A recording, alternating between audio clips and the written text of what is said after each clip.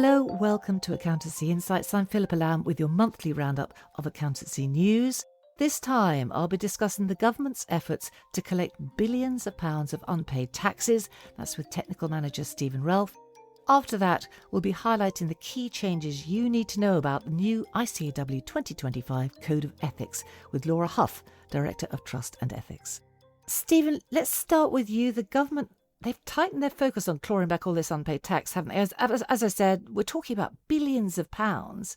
How big is this problem? So in December 2024, unpaid tax liabilities due to HMRC totalled over £44 billion. Now, to put that into perspective, debt 5 years earlier was around £15.5 billion. Now, some of this increase is down to inflation, but if we look at tax debt as a percentage of total tax liabilities, the current debt level is roughly double the level pre-pandemic. And also, HMRC estimates that approximately £20 billion of that current tax debt is over 12 months old, and as you would expect, all the debt is harder to collect. Do we know which sectors, if any, are the worst offenders here? There's no breakdown, but there has been an indication that a lot of the increase has been driven by smaller businesses. So what does the government plan to do about this problem? I think there were announcements in the autumn budget, weren't there? We did get a few measures in the autumn budget. Probably the most important was to do with the way HMRC calculates its interest rate. So up to the 5th of April this year, HMRC charged interest on most taxes and duties paid late at the Bank of England base rate plus 2.5 percentage points, and this increased to base rate plus 4 percentage points from the 6th of April. So as a result of that, the rate of interest charged by HMRC rose from 7% to 8.5% on the 6th of April. What about the rates of interest on overpaid tax? What are they charging there? No changes have been made to the rates of interest HMRC pays on overpaid tax and duties. Now, the repayment interest rate is currently 3.5% for most taxes and duties, but it is worth noting that the next Bank of England base rate announcement is scheduled for the 8th of May, and so those rates could change following that. Now, we did have additional measures in the spring statement too, didn't we? We did, yeah. It was a bit of a theme from the spring statement, and we did get a package of further measures. So probably the headline change is an increase in late payment penalties for VAT from April 2025, but also for individuals as they join Making Tax Digital for income tax. Also, the government said it would invest £87 million over the next 5 years in HMRC's existing partnerships with private sector debt collection agencies and commit to an additional 600 HMRC debt management staff again over the next 5 years. What's that going to cost? I believe it's estimated to cost roughly £144 million over the next 5 years. What about policing private sector agencies? Yeah, there has been reports in the past that things have gone wrong. Often that's due to a breakdown in communication between HMRC's systems and the information that the debt collection agency has. So again, that is something that we'll need to monitor going forward. Yeah, because we've seen tabloid stories about that going wrong in the past, haven't we? And obviously it can be quite frustrating and also quite upsetting when that does happen. But clearly there is going to be an issue there when you have a separate body, and that needs to be managed appropriately. And we've also got this issue of restarting direct recovery of tax debts owed by, is it both individuals and companies? It is indeed, yeah. So this is a relatively controversial power that HMRC has, which isn't used often and has been paused for a while now. HMRC are going to look at restarting it, but it is important to remember that there are a lot of safeguards around that. So again, it's something for us to look at when it does happen. There's a whole raft of measures. How much is government hoping to raise? Taking together and including the extension to Making Tax Digital for income tax from April 2028, the measures are expected to raise over £1 billion in additional tax revenues per year by 2029-30. HMRC's accounts, they are reviewed every year, aren't they? So the House of Commons has a Public Accounts Committee. They review HMRC's accounts and also HMRC's performance. And in a fairly recent report, they did recommend that HMRC should set out how much it wants to collect and by when, and come up with a plan for recovering debts. What should listeners do if they're working with a business, they know it has a tax debt? What steps should they be taking?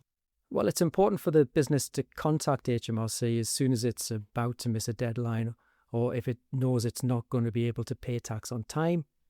It may be possible to avoid penalties, but not interest, by agreeing a time to pay arrangement with HMRC. Now, this essentially is where the business agrees to pay the tax in instalments. And these arrangements, time to pay arrangements, are very common.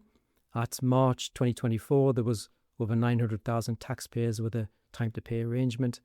And they can be fairly straightforward to arrange. You can do it online or you can do it by calling HMRC. To find out more, just go to gov.uk and type in time to pay. You will see when you look at the web page for the online service that there are criteria to meet. But don't worry if you don't meet that criteria, you can still give HMRC a call and run through your circumstances with them. Shall we just point listeners in the direction of the full breakdown of everything we talked about? Because there's been quite a lot. Yes, certainly. We have written quite a few articles in the last few months to cover all of these measures, and I'm sure we'll provide links to those in the show notes. That's great. Thank you very much, Stephen. Thank you.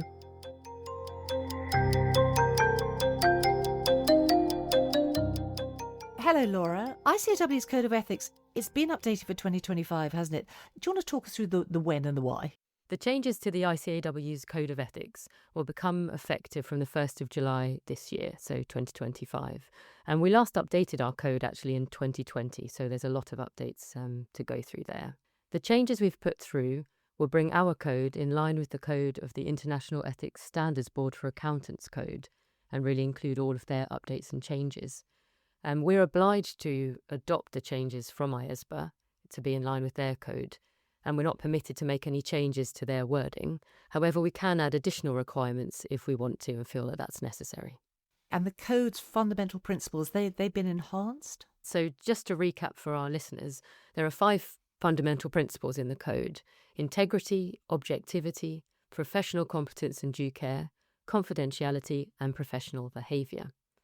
So the first enhancement is to the professional behaviour principle, and this principle now explicitly refers to the public interest, and that can be found in section 110 of the code. But the code in this update acknowledges that there may be unusual or exceptional circumstances where the professional accountant considers that applying with the code might actually not be in the public interest or might lead to some kind of disproportionate outcome. So if you are in that sort of situation, the code encourages you to contact your professional body or your regulator to discuss that in more detail.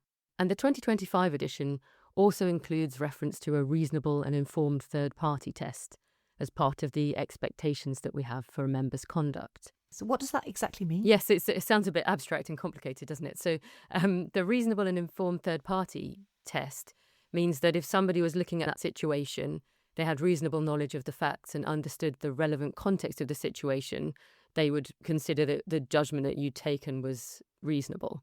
But this individual doesn't actually need to be an accountant, and they just need to have the right experience and the relevant knowledge to understand and evaluate in an impartial manner.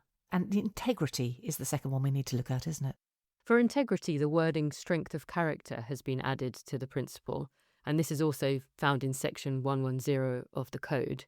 And this really means that you stand your ground when confronted by a dilemma or difficult situation, and that you challenge others as and when the circumstances warrant this, in a manner that is, of course, appropriate to the circumstances. So in terms of having strength of character, it's important to act appropriately even when facing pressure to do otherwise, and when doing so might create a potential adverse personal or organisational consequence.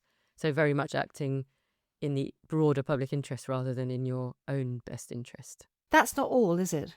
No, so the concepts of an inquiring mind and professional judgment have both been defined separately in the code, this time at section 120.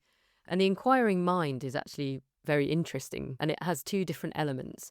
So first of all, the professional accountant needs to consider the source, relevance and sufficiency of information that they obtain. And secondly, they need to be open and alert to the need for further investigation or other action which might be necessary in light of any new information that you come across. It's complicated, this, isn't it? What exactly is the difference between the inquiring mind and professional scepticism? So the inquiring mind is really broader as it applies to all professional accountants. And they're required to have an inquiring mind when they're applying the code's conceptual framework, so regardless of the kind of professional activity that they're undertaking. And whereas the concept of professional scepticism is a mindset that's required when people are performing audits, reviews, and other types of assurance engagements. So, anything else that listeners should know at this point? Yes, there are also some key changes to do with technology, and these changes have really been introduced to guide members as they adapt to new technologies. The changes stress the fundamental principle of professional competence and due care, but they also touch on the principles of objectivity and confidentiality at the same time. And there's a new definition of confidential information. There is, and this has been updated to make reference to information in any format, whether that's written, electronic, visual, or oral, that's not publicly available at the time. The other point here is that there are changes also to clarify the circumstances in which firms and network firms may not provide a technology-related non-assurance service to an audit or assurance client. There is quite a lot to digest here for members, isn't there? I'm sure there are plenty of resources on offer. Do you want to just run us through what's available? So ICAEW has also published a range of supporting guidance ahead of the code being published. And we also recorded a webinar to help practitioners understand really the changes and what they mean to the users of the code. And of course, I have to mention as well the ICAEW Ethics CPD course, where you'll see updates coming through in that over coming months. We'll link to all those resources in the show notes. We'll also link to a November podcast when we spoke to Sophie Wales, Director of Regulatory Policy. That was about ICAEW's expectations on professional behaviour, so a neat fit with this one. Thank you very much. Thank you. That is it for today. The next Accountancy Insights will be with you in early June. If you subscribe and turn on notifications, you'll get an alert as soon as it drops.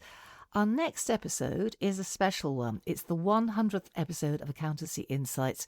We'll be talking to experts from business, finance and politics about accountancy's role in this very fast-changing world.